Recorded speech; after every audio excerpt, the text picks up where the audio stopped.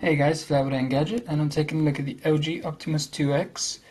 This is the first dual-core smartphone to come out on the market. It's out in Korea at the moment, and it's coming to Europe very soon, and eventually might even make its way to the United States, which might happen maybe in March. So we've just taken a look, and we've done a very thorough review of this handset, but just wanted to show you a couple of things. Firstly, the user interface we've only got 5 home screens here at the moment, isn't as smooth or as fast as we would like it to be. We also found it quite easy to make applications crash rather. I'll just give you a quick example here with the clock application. Go into the picture slideshow and exit, and it crashes. God knows why. And we can do it again. Crashed again. So we found this happening quite a bit. We had it happening with Advanced Task Killer. At one point it would just continually keep crashing on us. So obviously the software isn't as good as it could or really should be. It isn't as fast as it should be. But generally speaking, the hardware itself is very good, is very fast. It's just the software that's the problem, which can be corrected. You can download Android ROMs, you can download Launcher Pro, which is one thing that we've done, and that takes care of a few of the issues. Here we see here's a My Status Update section where you can update Facebook, Twitter, and MySpace all at the same time. You need to log into O3 to do that. We're not going to do that now. What else is there? Well, let's take a look around the device itself. There isn't much to it. There's one loudspeaker down here.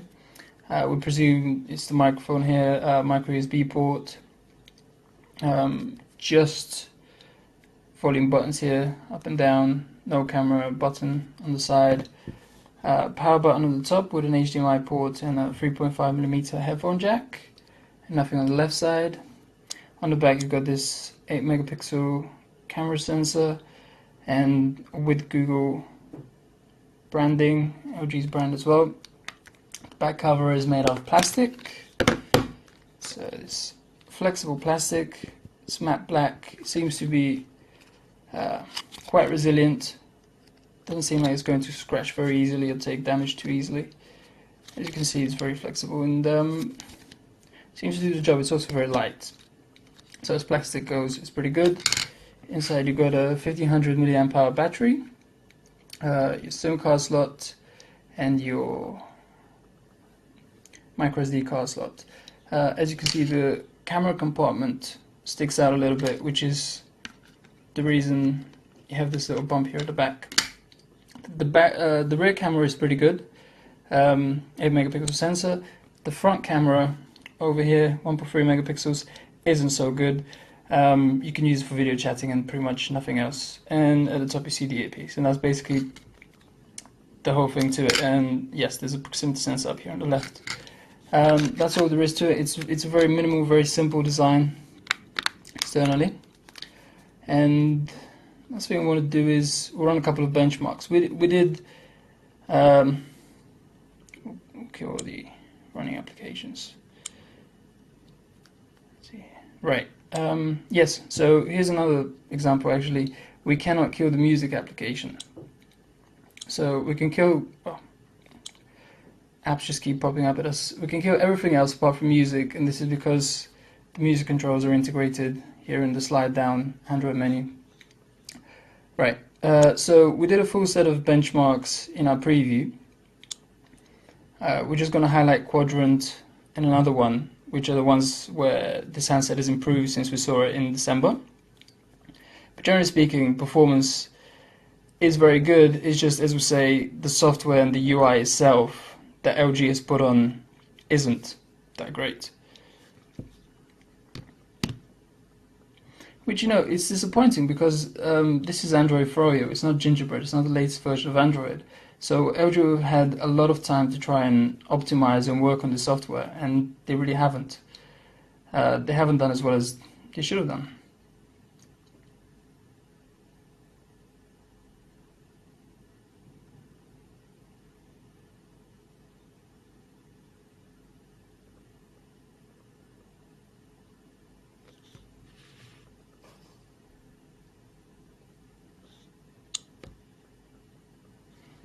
Okay, and the result is 2400, which is pretty much what we've been getting since we've had the phone.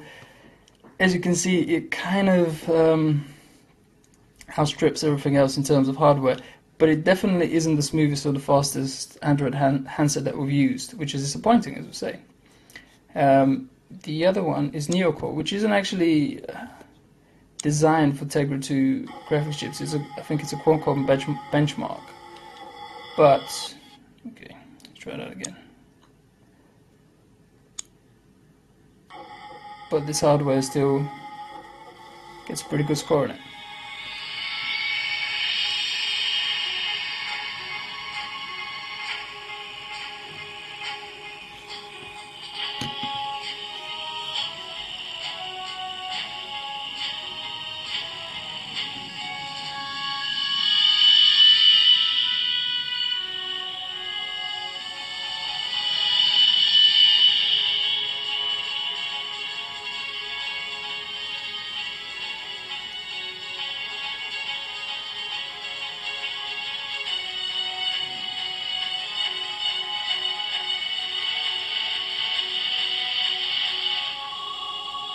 There we go, 75 frames a second. That's, again, consistent with what we've been getting. For the other benchmark results, check out our preview. This phone used to be called the LG Star. That was its code name. So go to preview that on Engadget.com.